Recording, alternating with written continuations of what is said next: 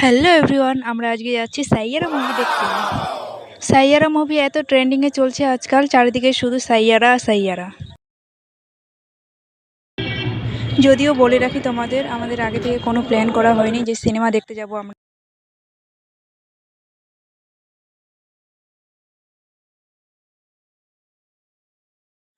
আজকে কয়েকজন ফাইনালি আমরা চলে এসেছি। এখন এখন ঢোকার আগে দিদিরা কি পোজ দিচ্ছে ছবি তোলার জন্য, আর আমি এইদিকে ভিডিও বানাচ্ছি।